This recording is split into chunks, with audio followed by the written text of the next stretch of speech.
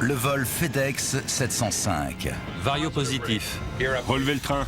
En entamant ce vol de routine entre Memphis dans le Tennessee et San José en Californie, l'équipage est loin de se douter qu'il va faire l'objet d'une tentative de meurtre. Et que le vol 705 n'arrivera jamais à destination. Tentative de prise de contrôle. Les enquêteurs découvriront un plan méticuleux et le mobile d'un homme désespéré. Redressé. 3000. On n'a plus d'oxygène. Proximité de sol. Aéropéro 603. Nous avons une urgence.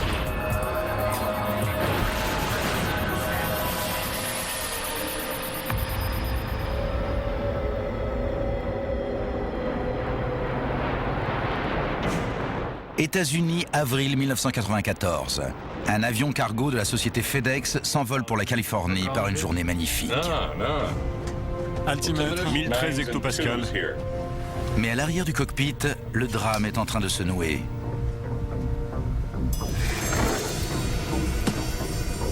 D'ici quelques secondes, l'équipage va se retrouver plongé dans une situation sans précédent. Qu'est-ce qui se passe?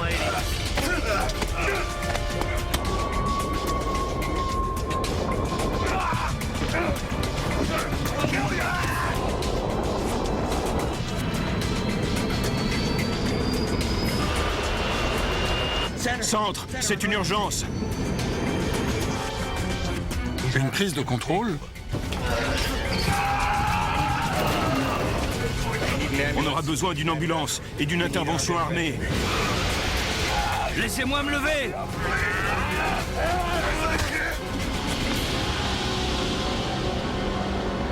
7 avril 1994. Le Super Hub du transporteur Federal Express à Memphis, dans le Tennessee, dessert 171 pays et achemine plus de 2 millions de colis et plis par jour. Autant dire que l'emploi du temps y est des plus serrés. Les conditions de vol sont idéales à l'aéroport de la ville et le vol 707 de FedEx à destination de San José en Californie s'apprête à décoller avec son équipage de 3 hommes. Il y a un jump seat sur le vol pour San José? Du tout? Pour des raisons personnelles, le mécanicien navigant Auburn Calloway, 42 ans, a absolument besoin d'une place sur ce vol. Les employés de la société peuvent voler gratuitement dans ce qu'on appelle un jump seat. On dit alors qu'ils voyagent dans le poste. Andy Peterson, 39 ans, lui aussi mécanicien navigant, est le premier membre d'équipage à monter dans l'avion. Andy Peterson. Auburn Calloway. Il est surpris de trouver Auburn Calloway à bord. Au départ, je me suis dit qu'on avait convoqué quelqu'un d'autre pour le vol et que du coup, on se retrouvait à 2 mécaniciens navigants. Je lui ai dit bonjour et je lui ai demandé s'il allait à San José avec nous. Il m'a répondu que oui et qu'il prendrait le jump seat. Employé depuis 5 ans chez FedEx, Andy Peterson remarque quelque chose de curieux lors de sa checklist pré-vol. Le disjoncteur de l'enregistreur phonique est coupé. Perplexe, il le rallume. Cette boîte noire qui enregistre toutes les communications en vol est un élément capital pour les enquêtes sur les accidents d'avion. Et aucun avion de grand gabarit n'a le droit de voler sans en être équipé. Le disjoncteur de l'enregistreur phonique était débranché.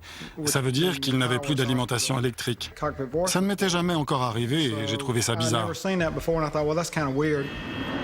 Âgé de 49 ans, le pilote David Sanders et son copilote James Tucker, 42 ans, embarquent à leur tour. Auburn Calloway, vous me prenez en stop jusqu'en Californie? Pas de problème. Tout se présente bien aujourd'hui. Vous jouez de la guitare? Oui. Il était très détendu, tranquille. Rien n'indiquait que quelque chose clochait. J'ai remarqué qu'il y avait un étui à guitare sur la droite devant la cloison souple. J'avais hâte de m'installer pour faire la checklist car on avait du pain sur la planche. Pourtant, quelque chose ne va pas. Les 3 hommes ignorent que leur passager surprise avait initialement été retenu pour être le mécanicien navigant sur ce vol. Mais comme lui et son équipage avaient dépassé leur temps de vol d'1 minute la veille, ils avaient été remplacés au dernier moment. Malgré tout, Auburn Calloway voulait coûte que coûte prendre cet avion. L'avion devrait voler. Vous avez tous les boulons? Oui. Je suis remonté dans l'avion. Je suis rentré dans le poste de pilotage et j'ai remarqué que le disjoncteur était à nouveau débranché. Je l'ai rebranché en me disant qu'il faudrait que je vérifie qu'il reste en place. Si ce n'était pas le cas, il allait falloir que je le signale à la maintenance, car c'est un élément essentiel qui peut empêcher un vol. Ces hommes volent ensemble pour la première fois. David Sanders et James Tucker sont d'anciens pilotes de l'US Navy. Le pilote travaille pour FedEx depuis 20 ans. Son copilote, lui, marié, 3 enfants, depuis 10 ans. Aucun des trois ne connaît Auburn Calloway, ni la raison pour laquelle il a embarqué.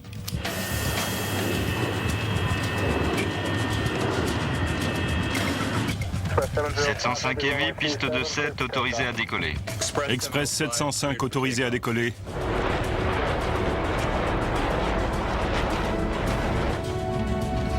Vario positif. Relevez le train.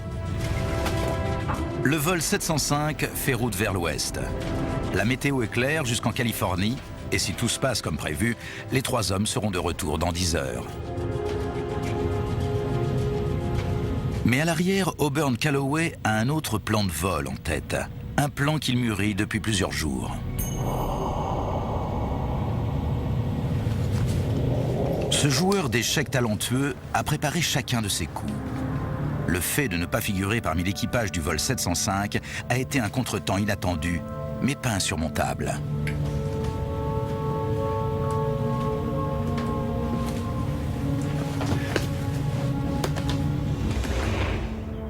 Le matin même chez lui, il a déjà dû modifier une partie de son plan. Le sac qu'il voulait emporter avec lui est en réparation. Il s'est donc rabattu sur un étui à guitare. En tant que collaborateur de la société, il n'a que peu de chances d'être fouillé. Et un étui à guitare est tout ce qu'il y a de plus anodin.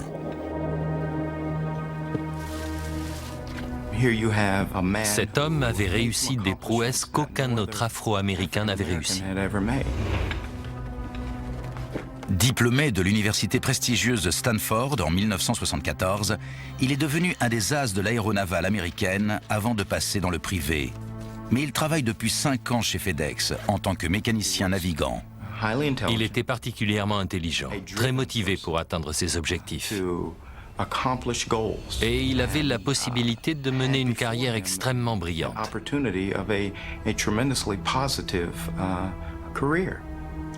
Il était marié, il avait une famille, des enfants. On avait vraiment l'impression qu'il s'inscrivait dans le rêve américain avec la famille américaine idéale. Avant de partir, il laisse plusieurs documents importants sur son lit, dont son testament.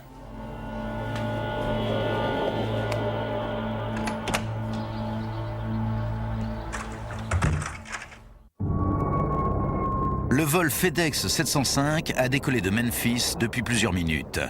Il continue son ascension et dépasse les 19 000 pieds, soit 5 800 mètres. En utilisant le pilotage transparent, James Tucker profite du ciel dégagé de l'après-midi. À l'arrière, Auburn Calloway rumine les espoirs déçus qu'il nourrissait pour sa carrière et pour un mariage qui s'est fini dans les larmes. Altimètre, 1013 hectopascales. checklist après décollage terminée. Auburn Calloway a mijoté un plan terrifiant. Son étui à guitare contient plusieurs marteaux et un fusil harpon. Et à l'insu de l'équipage, il fourbit ses armes.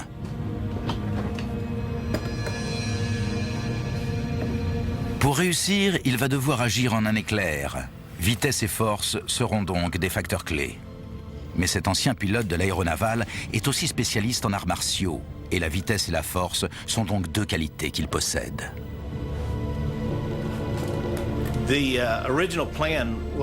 Son plan de départ consistait à supprimer l'équipage d'origine, à savoir seulement 2 personnes, dont une femme.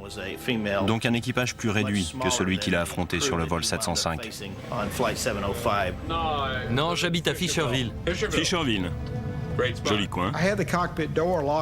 La porte du poste de pilotage était ouverte et j'ai vu passer Calloway. Je l'ai aperçu du coin de l'œil, j'ai distingué son bras et j'ai pensé qu'il voulait s'asseoir pour discuter.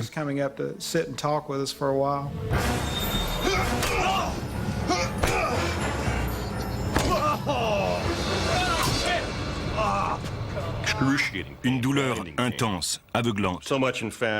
Je n'ai pas perdu conscience, mais j'ai été incapable de réagir pendant environ 45 secondes. L'équipage est pris complètement par surprise. Qu'est-ce que vous faites? Je n'ai vu qu'un visage avec ses yeux et un objet qui s'abattait sur moi. Je n'ai perçu aucune émotion, ni haine, ni colère. Je n'ai vu qu'une menace sans vraiment savoir quelle était sa nature. C'était choquant de voir quelqu'un en uniforme de pilote attaquer un autre pilote.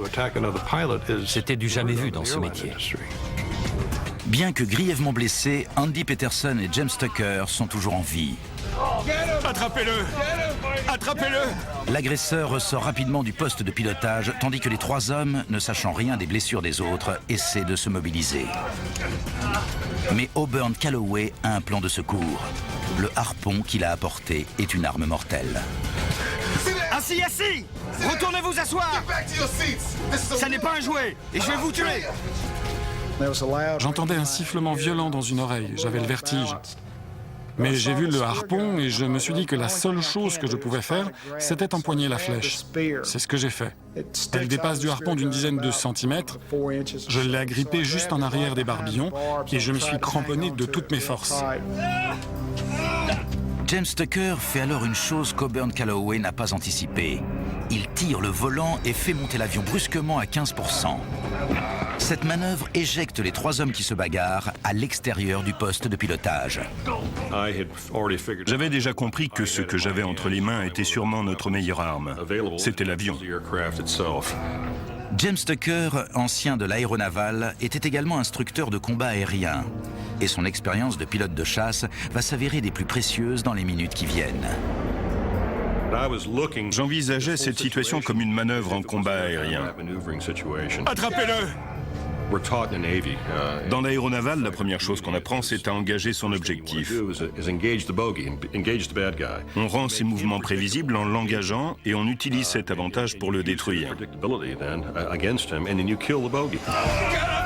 Mais le copilote ne s'en tient pas à cette initiative. Il fait aussitôt basculer l'énorme avion sur la gauche dans une manœuvre acrobatique pour tenter de désarmer l'agresseur. Je vais vous tuer!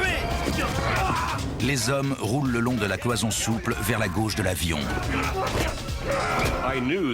Je savais que je devais faire quelque chose de très violent auquel il ne s'attendait pas.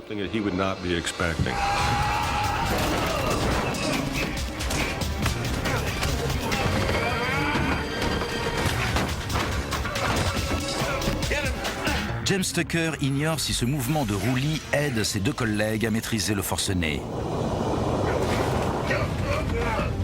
Même collés contre le flanc gauche de l'avion, les trois hommes continuent de se bagarrer. Mais David Sanders et Andy Peterson perdent beaucoup de sang et de force. James Tucker poursuit le mouvement de roulis tout en essayant de conserver un repère visuel à travers le pare-brise côté pilote. Chope-le, Andy! Je m'occupe de l'avion! On se met sur le dos en se renversant complètement pour passer en vertical. Mais si je m'étais mis sur le dos, je n'aurais pas pu voir ce que je faisais, car il n'y a pas de verrière sur cet avion. Les pare-brises sont grands, mais si on se met sur le dos, on ne voit plus vraiment ce qu'on fait. Je suis donc resté à 140 degrés pour voir encore sur le côté au moment où le nez de l'avion allait commencer à descendre. Tucker fait basculer le DC-10 de 250 tonnes à 140 degrés, presque sur le dos, même si un avion de ligne n'est pas censé dépasser 60 degrés.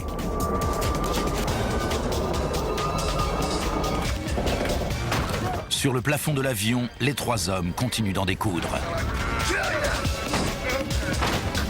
Auburn Calloway parvient à dégager sa main et à asséner un coup de marteau sur la tête de David Sanders. Le copilote tire alors sur le volant pour faire plonger l'avion.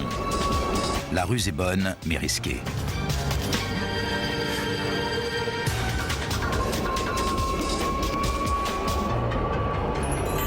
L'accélération colle les trois hommes contre la cloison souple.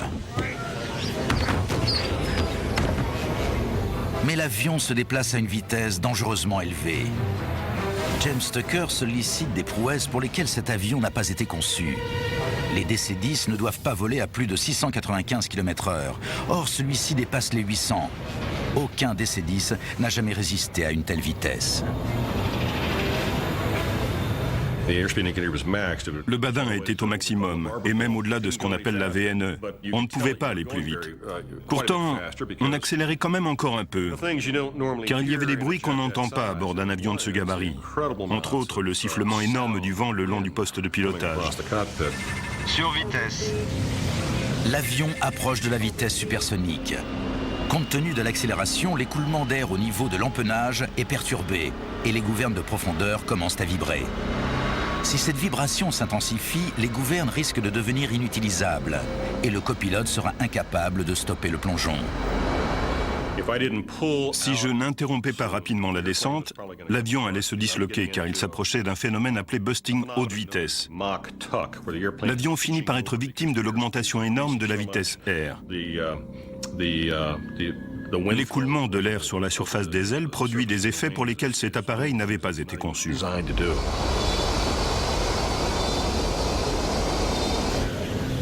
De plus, la blessure sur sa tempe gauche entraîne progressivement une paralysie de tout le côté droit du corps de James Tucker. Il remarque alors quelque chose d'alarmant. Si l'avion vole aussi vite, c'est parce que les automanettes sont restées en position d'accélération pour la montée après le décollage. Le DC-10 plonge à la verticale avec ses moteurs tournant presque à plein régime. Il doit utiliser sa seule main et donc lâcher le volant pour tirer les automanettes. Mais même une fois les gaz réduits au ralenti, le DC-10 est loin d'être tiré d'affaire. En effet, malgré les manœuvres du copilote, Auburn Calloway commence à prendre le meilleur sur ses adversaires. Calloway m'a donné un troisième coup sur le sommet de la tête qui m'a presque rendu inconscient. Tout s'est assombri et à ce moment-là, je me suis dit qu'on n'allait peut-être pas réussir. Tandis que James Tucker prend toutes les précautions pour faire cesser le plongeon de l'avion, la vibration aéroélastique des gouvernes de profondeur augmente. Les maslots d'équilibrage, des contrepoids qui permettent au pilote d'actionner les gouvernes, se détachent et commencent à rider la surface de l'empennage. James Tucker craint que s'il tire trop fort sur son volant, toutes les surfaces de contrôle de la queue ne s'arrachent. David Saunders est à bout de force et Andy Peterson saigne fortement de la tête, l'artère temporale ouverte. Mais les deux hommes parviennent malgré tout à plaquer leur agresseur au sol. Les G ont diminué au fur et à mesure que l'avion s'est remis en palier. J'ai vu le marteau dans la main de Calloway, je l'ai agrippé à deux mains et je le lui ai arraché. Il est convaincu d'avoir fait le plus difficile. Et pour l'heure, l'avion est en effet en sécurité.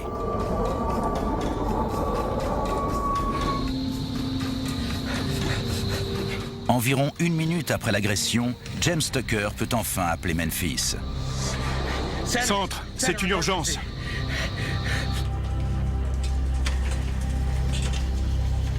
Le contrôleur aérien Ken Fleshman reçoit l'appel. Avion répété. Centre, Avion répété. écoutez-moi. Express 705, je suis blessé. Quelqu'un vient d'essayer de s'emparer de l'avion. Donnez-moi un guidage radar pour rentrer à Memphis. Vite. Express 705, cap 095, direct Memphis. 095, direct Memphis. Appelez une ambulance et prévenez les services aéroportuaires.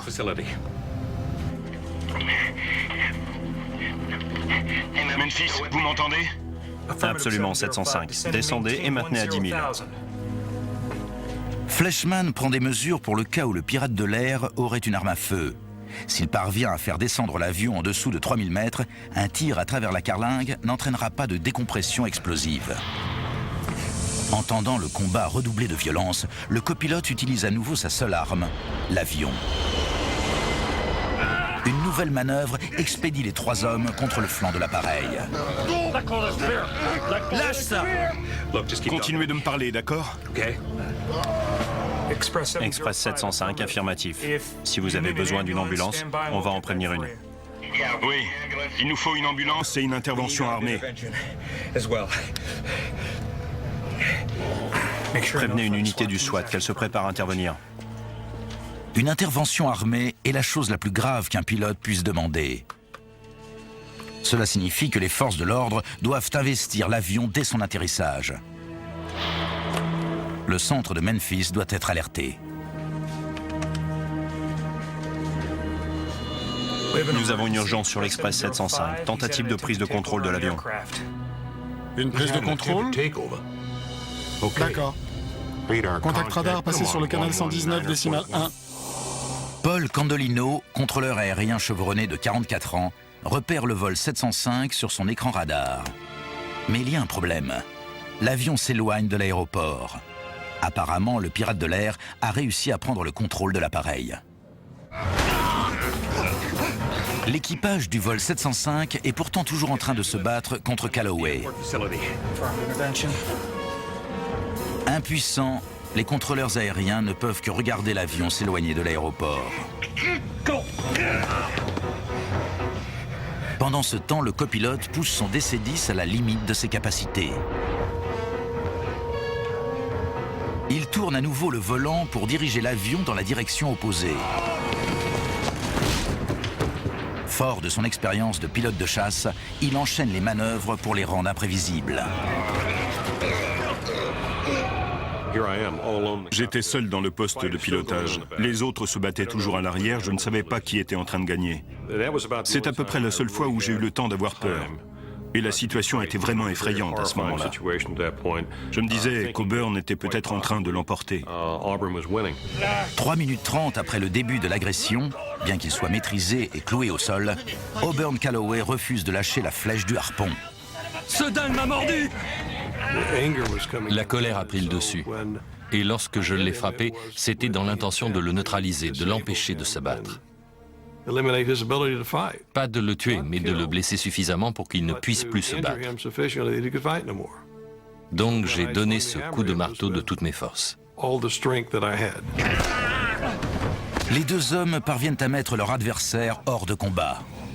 Branche le pilote automatique et viens ici. En appelant James Tucker à les rejoindre, le commandant met ce dernier en situation difficile. Express 705, contactez l'approche de Memphis sur le 119 décimal 1. Elle connaît votre urgence. Demandons à être seuls sur la fréquence. Seul sur la fréquence, reçu. Canal 119 décimal 1. Branche le pilote automatique et viens ici. Vous devez comprendre que c'est l'ordre le plus bizarre qu'on m'ait donné. J'étais le seul dans le poste de pilotage et on voulait que j'en sorte pour passer à l'arrière. Ça voulait dire qu'il fallait d'abord que je me lève, or je n'étais pas sûr de pouvoir y arriver, jusqu'à ce que j'essaie. Et ça a été très difficile. Souffrant d'une fracture du crâne et d'une paralysie partielle, James Tucker branche le pilote automatique et se lève tant bien que mal pour aller aider ses collègues. 1 minute, j'arrive. Pilote automatique. Mais les centrales gyroscopiques de l'avion ne sont pas suffisamment stabilisées pour que le pilote automatique puisse prendre le relais. Dès lors, il n'y a plus personne aux commandes. 705 Heavy, vous m'entendez? Paul Candolino tente d'entrer en contact radio avec l'avion de FedEx, mais en vain. Son écran radar lui indique que l'avion a viré vers le nord, puis vers l'ouest, et enfin vers le sud-ouest en s'éloignant de l'aéroport. Et pour seule réponse, il n'obtient qu'un silence inquiétant. Que se passe-t-il à bord de l'avion? Je suis entré dans le compartiment cargaison et j'ai été sidéré par ce que j'ai vu. Les 3 hommes étaient complètement couverts de sang. Auburn Calloway était sur le dos. Il y avait des papiers partout. On voyait que le jump seat, il s'agit d'un siège d'avion de ligne, avait eu sa garniture arrachée. Il y avait des traces de pas ensanglantés sur le plafond, des manteaux avaient été arrachés des placards. C'était un vrai carnage derrière. David Sanders désarme Auburn Calloway et donne la flèche à James Tucker. Tu bouges, t'es mort. Surveille-le, je m'occupe de l'avion. Vas-y. Il décide de laisser le commandant de bord ramener l'avion à Memphis. Prends ça. Le copilote demande alors à David Sanders d'emporter les armes le plus loin possible de l'agresseur. Dans une situation d'urgence, c'est au commandant qu'il revient de piloter l'avion.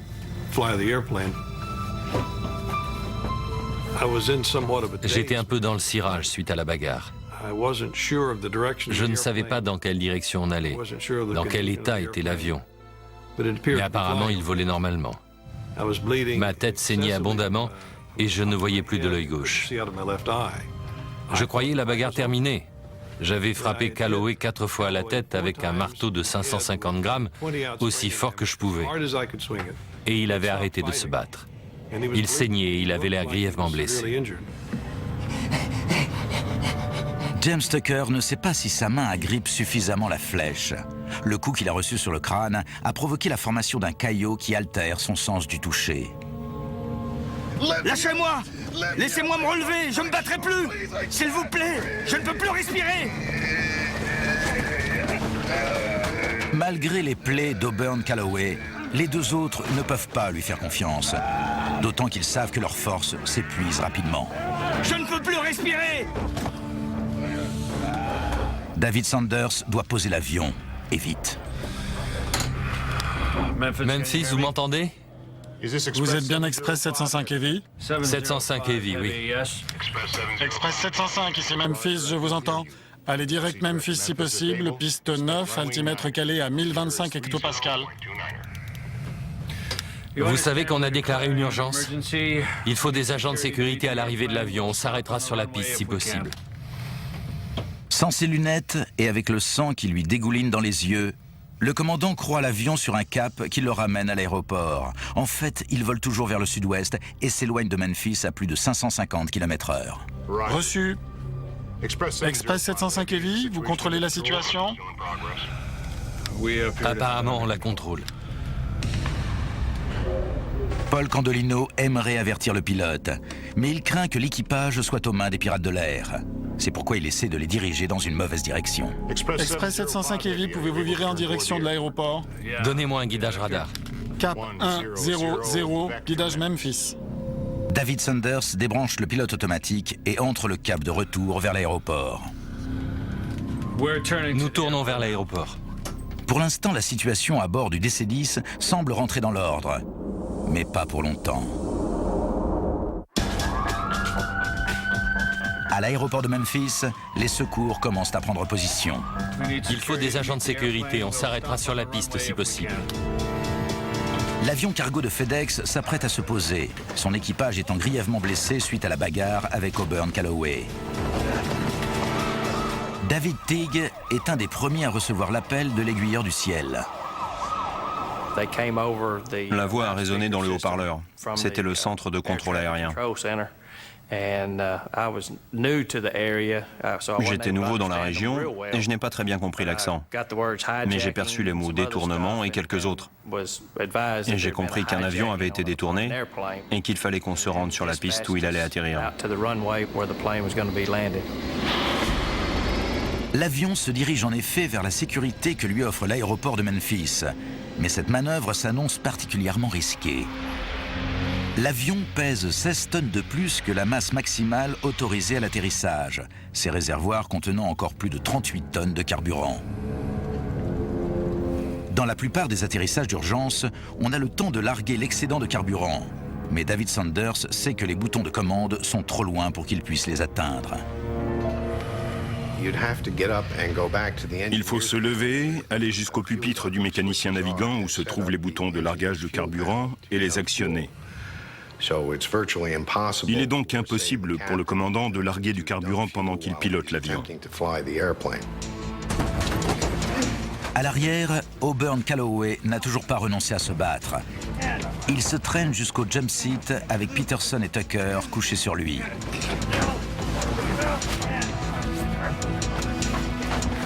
Il cherche un appui pour se remettre debout.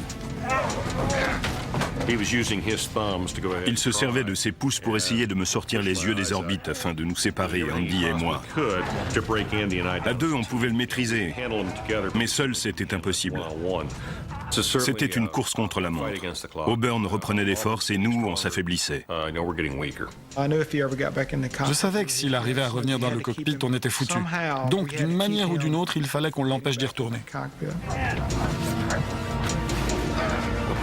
On était autour de 7000 pieds quand la bagarre a recommencé. Elle était aussi violente et bruyante que quand j'étais à l'arrière en train d'y participer.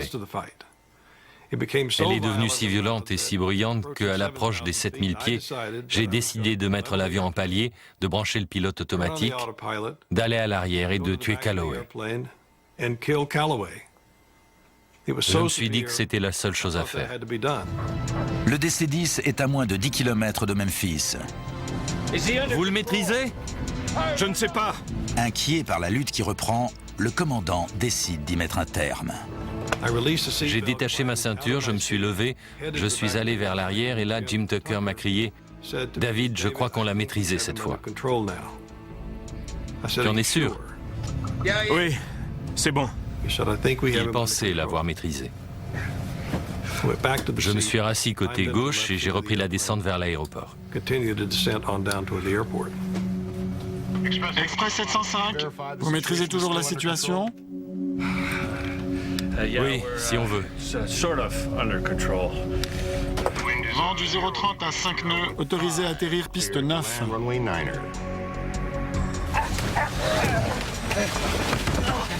Autorisation d'atterrir? David Sanders découvre alors un nouveau danger. Pendant sa courte absence, l'avion est passé bien au-delà de la vitesse d'approche normale. Il vole trop haut et trop vite. Il est impossible de le ralentir suffisamment pour se poser piste 9. Approchons de la 3-6 gauche.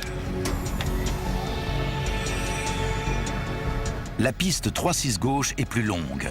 Elle mesure 2800 mètres. Mais elle est perpendiculaire au cap actuel de l'avion. Pour s'y poser, David Sanders doit donc effectuer une série de virages. C'est une manœuvre raisonnable pour un avion de chasse ou d'épandage aérien, mais presque impossible pour un DC-10 piloté par un blessé. Tout d'abord, il faut virer à droite à 90 degrés, puis voler parallèlement à la piste avant d'effectuer un virage serré à 180 degrés. Express 705 Heavy, piste 3-6 gauche, autorisé à atterrir. Autorisé pour une approche à vue 3-6 gauche, vendu 0,40 à 8 nœuds. Le commandant doit ignorer les injonctions de l'ordinateur et pousser l'avion au-delà de ses limites. Le DC-10 est alors presque couché sur le flanc. Tout d'un coup, il a viré sur l'aile, comme un avion de chasse. Et il a fait un virage très serré. Là, il a disparu derrière l'aérogare. Il était si bas qu'on ne pouvait plus le voir.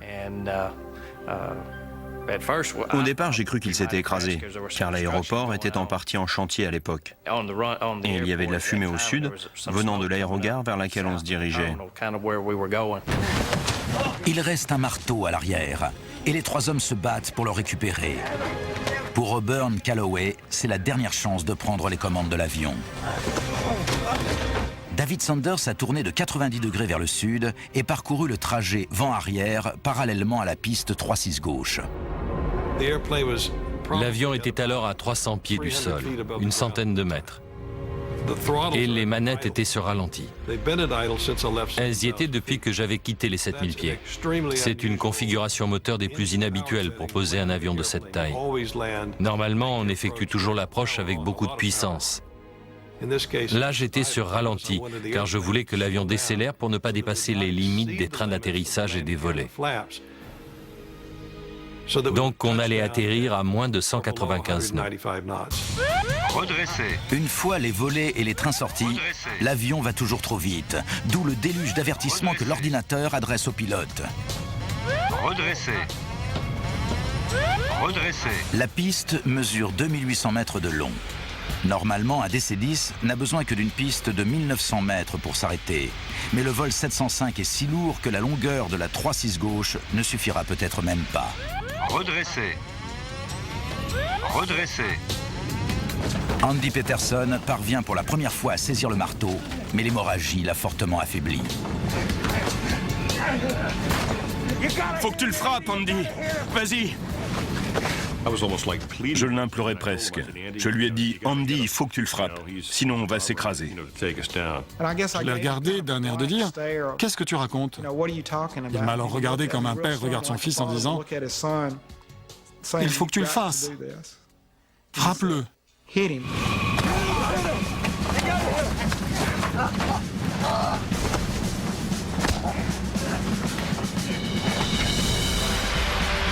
Le DC-10 ne vole qu'à quelques mètres au-dessus de la piste et à plus de 380 km/h. David Sanders ne peut qu'espérer que les pneus ne vont pas éclater et qu'il ne va pas s'écraser en sortant de la piste.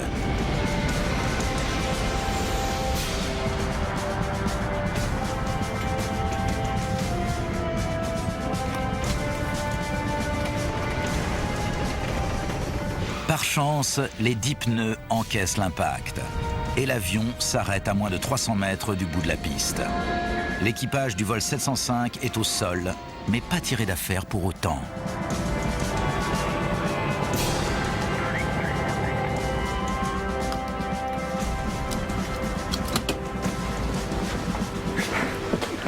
Actionne la porte.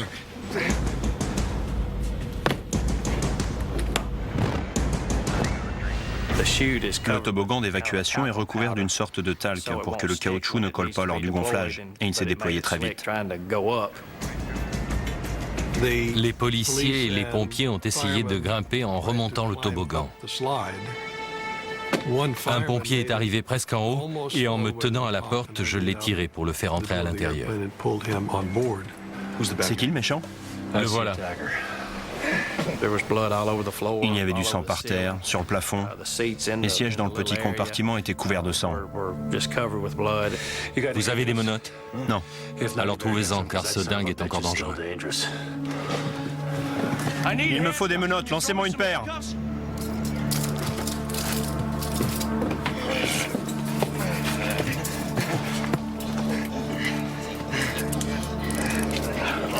Mettez le pied sur la chaîne.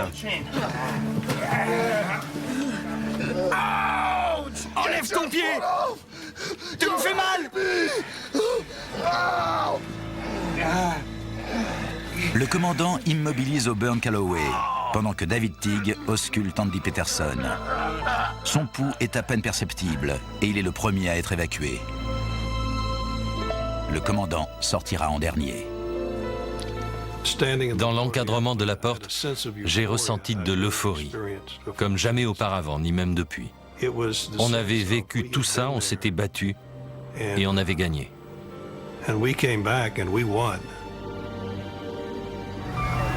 Les trois hommes ont tenu en échec leurs collègues, mais ils sont grièvement blessés. Le copilote James Tucker a des éclats d'os plantés dans la cervelle. Le mécanicien navigant Andy Peterson risque de mourir d'une hémorragie. Leur état respectif est des plus préoccupants. Les blessés sont immédiatement transportés au centre médical de la région de Memphis. Le pilote, David Sanders, partage l'ambulance de James Tucker. Ce n'est qu'à ce moment-là qu'il prend conscience de la gravité des blessures de son collègue. Ce dernier arrive aux urgences sur une civière, tandis que le pilote peut encore marcher.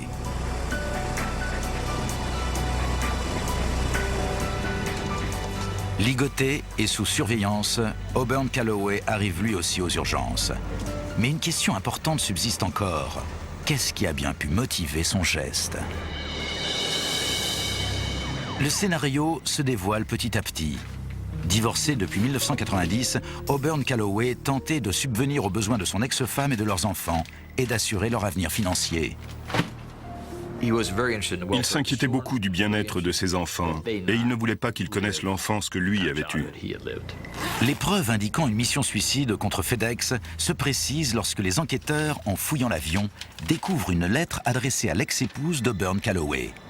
Cher Pat, je veux que toi et les enfants sachiez que j'ai vécu pour vous. J'ai pensé à votre bien-être chaque jour. Mais par exemple, comment garantir qu'il y aura assez d'argent pour l'éducation de Keelan et de Bernie à Stanford? Il était obsédé par ses finances. Il se souciait de ses enfants J'ai tendance à croire qu'il se souciait de son mariage, même si ce dernier était terminé au moment de l'agression, mais j'imagine aussi que c'était un mari difficile. Le 7 avril 1994, il croit sa carrière finie. Sa vie n'a été qu'une succession d'échecs. Un mariage raté, des enfants qu'il n'a pas les moyens d'envoyer à l'université, une carrière talentueuse de pilote qui se termine comme mécanicien navigant sur un simple avion cargo, et pire encore. Le lendemain, il doit se présenter à une audition interne au sujet de renseignements erronés qu'il a transmis à FedEx. Notre enquête a révélé qu'il avait gonflé son nombre d'heures de vol. Et c'est ce à quoi son employeur s'intéressait. Il redoute d'être licencié. À 42 ans, cela pourrait sonner le glas de sa carrière. D'où la solution qu'il envisage.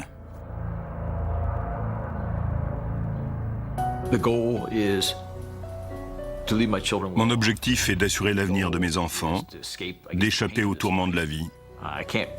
Je ne peux plus continuer à vivre ainsi et à assurer leur bien-être, car ma carrière risque de s'arrêter. Je ne pourrai plus subvenir à leurs besoins comme je le voudrais, mais ma vie prend de la valeur en cas d'accident.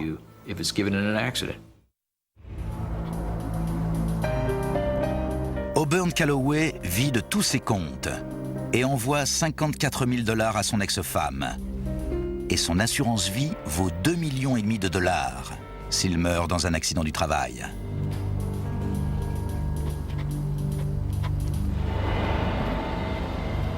Je préférerais partir à une date, à une heure, dans un endroit et suivant une méthode de mon choix. J'ai décidé, il y a quelque temps, que la prochaine fois que ma sécurité et mon avenir seraient en grave danger, ce serait mon heure de partir. Il pensait certainement que sa famille toucherait l'indemnité maximale s'il s'écrasait en simulant un accident.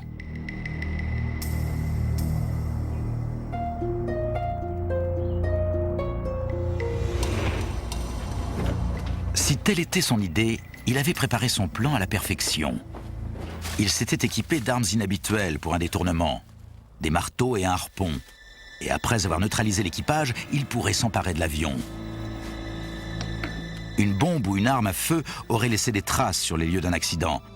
Mais il aurait été très difficile de faire le lien entre des marteaux et un harpon et une attaque contre l'équipage.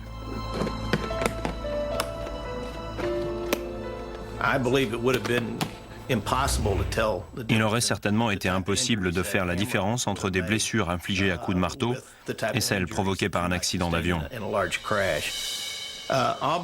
Auburn Calloway avait consacré la semaine précédant les faits à se préparer à mourir et à mettre ses affaires en ordre. Il va même voir un avocat pour faire modifier ses dernières volontés. Il a laissé son testament sur son lit pour qu'on le trouve facilement. Pour qu'un crash ait l'air d'un accident, il faut surmonter un obstacle de taille, l'enregistreur phonique. Débrancher son alimentation permet d'éviter tout enregistrement.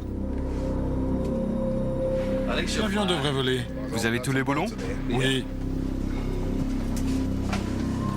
Si Peterson remarque le bouton, ce sera gênant. Mais Auburn Calloway sait qu'il n'aura à piloter l'avion que pendant une demi-heure, la durée de l'enregistrement de la bande. Au-delà, tout enregistrement susceptible de l'incriminer aura disparu.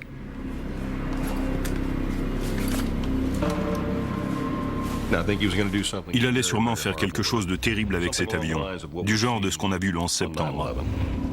S'il avait pu prendre les commandes de l'avion, il aurait pu faire s'écraser le DC-10 avec plus de 38 tonnes de carburant n'importe où, y compris sur le Super Hub de FedEx, tuant de nombreux employés et portant un coup sévère à son employeur. Ça aurait été la revanche suprême pour les injustices que la société lui avait, selon lui, fait subir.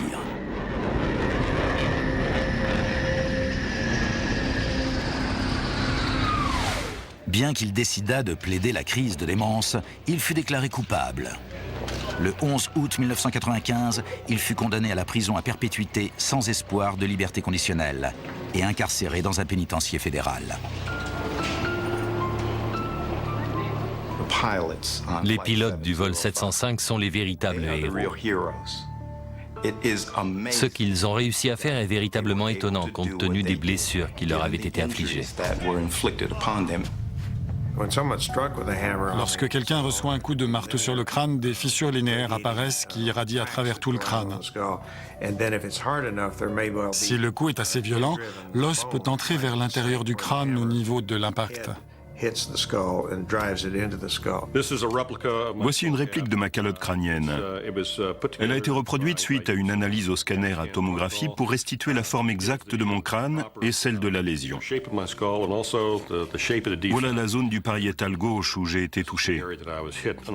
Pendant 1 an et demi, je me suis baladé dans cet état. Ma convalescence a duré 2 ans et demi car j'ai dû réapprendre à marcher, à parler et à mâcher du chewing-gum.